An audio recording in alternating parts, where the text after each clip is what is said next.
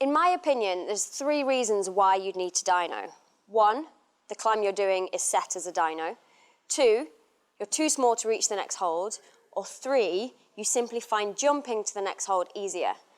My student today is Emma Wood, and she's a cognitive hypnotherapist that I've worked with in the past on my mental approach to competition climbing. Later in the season, we're going to be reversing roles, and I'm going to be her student, and she's going to be talking all about the head game in climbing. So, let's go and see how she gets on with jumping.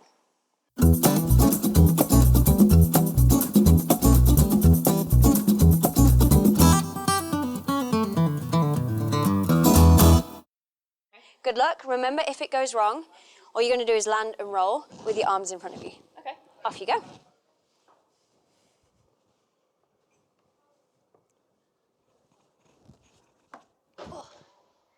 Okay, so what I want to do with you now is break it all back to the basics, and we're going to go through like a full body warm-up in preparation for getting back on and doing a dyno with a little bit more understanding of what happens. Okay, so the first thing that I want to start with is the feet. And all you're going to do is some ankle raises. So you're going to bring all of the weight through your ankle up onto your toes and back down. And what you're doing here is you're starting to contract the calf and get yourself as tall as possible. As I'm sure you were in climbing, the footholds aren't always at the same height. There are times when you're going to have offset feet, and especially in dynoing. So we really need to learn to get as much power as possible out of one foot. So again, to warm up, you're going to do exactly the same thing, but just onto one foot. And you're just going to do a calf raise on one foot as high as possible. Again, you can do around 5 to 10 on these in each leg. You're just getting going. So the next thing I want to take you on to is to some small 2-foot jumps. So we've got the ankles warm. Now I want to just get a little bit of a spring in your calf muscles. Okay, so keep everything quite tight and just jump out of your toes. Oh, I don't know if I can. That's it, keep going. Perfect, absolutely great. That felt really weird. And again. Yeah. You can just do sets of 5, sets of 10. You're just getting your muscles firing within your legs and your feet. Perfect. Cool. Okay, so now we've got the smaller muscles working, we're going to concentrate on the bigger muscles. And the idea of this is that you're going to give me as big a jump as possible up into the air. You're allowed to use your legs, you're allowed to use your arms in a big swing to help you get as much height as possible. But first of all, I want to put you in a position of your highest ability.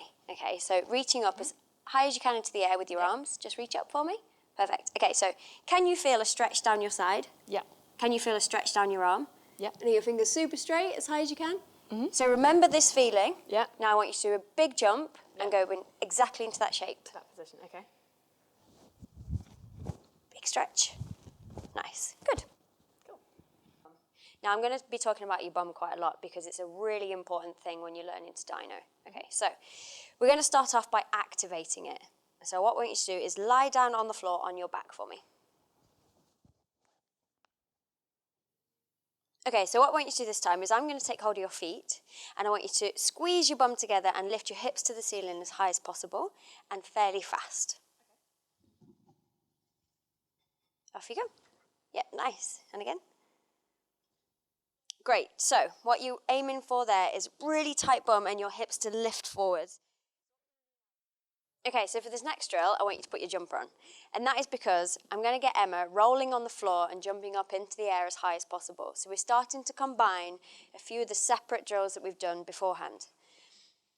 The other thing that I want to bring into this is really good practice for learning how to fall off when you don't catch a dyno. I want you to roll backwards without stopping, roll back forwards, and then jump as high as you can in the air, thinking about the 2 feet jumps that we did at the start. Okay.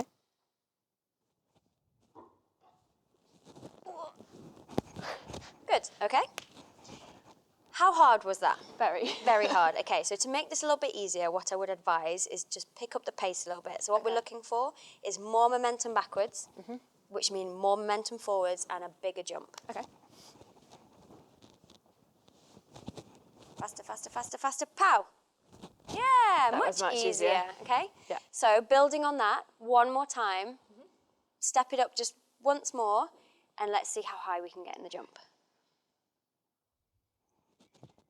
And big jump. Really good. Okay? Yeah. Okay, so as we get nearer bringing the drills onto the wall, we've got one last station here, and that is to just warm up our shoulders a little bit. So what I want you to do is jump onto the bar and hang down as low as possible, and then retract your shoulders up and back down again. And what you'll start to feel is these muscles around your shoulder blades warming up, as if you've just caught a hold after jumping to it. Couple more. And down. Okay, you starting to feel a bit warm? Yeah, very. Perfect. That's where we want to be. Cool. So now we've done our floor warm-up, it's time for Emma to actually get onto the wall. What we're going to do is do what I call doubles, which involves moving 2 hands up the wall at the same time. It starts to incorporate a bit of momentum within your hips. It's still squeezing your bum, still with a good hip thrust, but you learn subconsciously that it's okay to let go with 2 hands at the same time. So what we're going to start with is how to actually get on the wall and begin the momentum. I'm going to demonstrate it, and then you're going to have a go. Cool. Okay? So I'm going to get into my position, which I call a slingshot. My arms are straight, my knees are bent, and I'm going to do a fast hip thrust into the wall and move my hands both at the same time.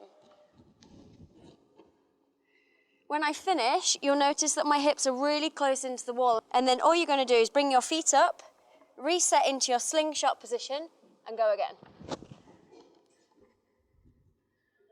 Okay? Any questions? No. Okay, it's your turn. Amazing. So arms straight, bum down, and hip thrust. Really good. Reset into your position, and repeat. Good hips. One more time. Reset, and go. Really nice. Okay. Okay, so now what I'm going to ask you to do to develop it a bit further is instead of just standing up on this hold, I'm going to ask you to jump off it. Okay, so nothing changes. You're still going to be close into the wall with your hips with a fast hip thrust. You're going to reach as high as you possibly can on the wall, but you're now going to just do a little jump off the foot. The main thing to think about is bum in so that you don't jump out backwards. Okay. Okay? Yeah. Off you go.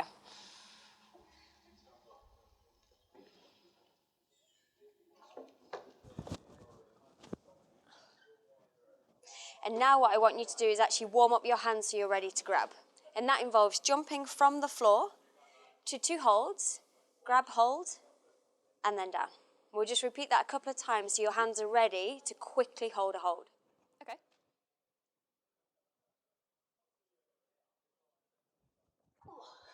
Good. Okay, so let's get these legs firing again. Much better. Nice.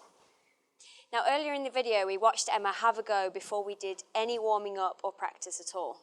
So now, I'm going to get Emma to have her first go post warming up.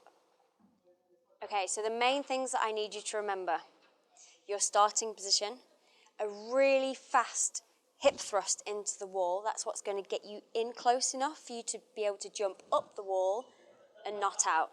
The telltale sign will be where you land. If you stick your bum out, you'll follow it and you'll land here. If you keep your bum in and up the wall, you'll follow it and reach the hold. Okay? Good luck. Remember, if it goes wrong, all you're going to do is land and roll with your arms in front of you. Okay. Off you go.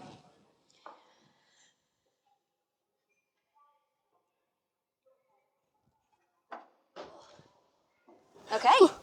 How did that feel?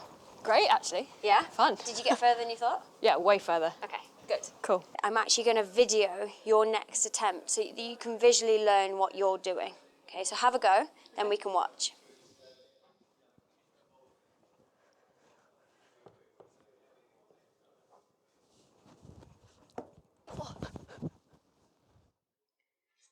Okay, so we can watch what we're doing. Okay, so if we watch the whole thing from the start first, you actually got really close to grabbing the hold, and so what I want to do now is slow it down so that you can actually watch what is happening. So it's a really good starting position. Your bum's really low and your arms are really straight, and that's the best slingshot position that you can have. So I can't correct that anymore. Well done. And then you fire your bum into the wall really fast and you get really close, but as you start to reach, I think your brain starts thinking about trying to grab the hold and your bum starts moving away from the wall.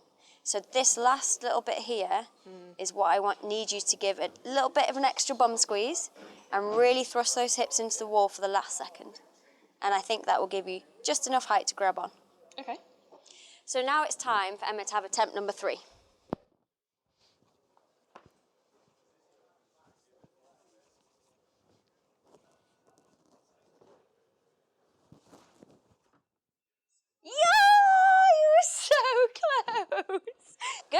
Like your hand was over the top of that holder.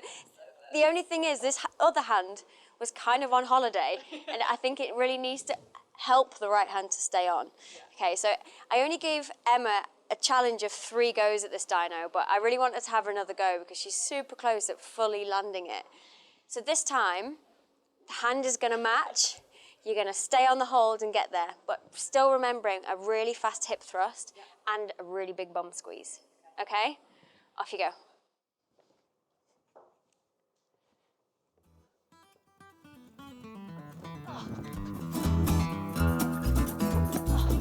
So close.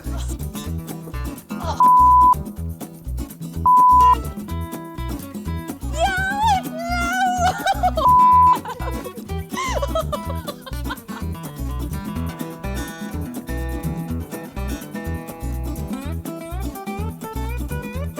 Yes! You just did it! Yes! That was amazing. I'm still recording. Yes. That was awesome. Your setup was perfect. Your hip thrust was really fast, and then you were a bit like, "Oh, I'm on it. Oh, I'm right there." That was really good. Really well done. Yes.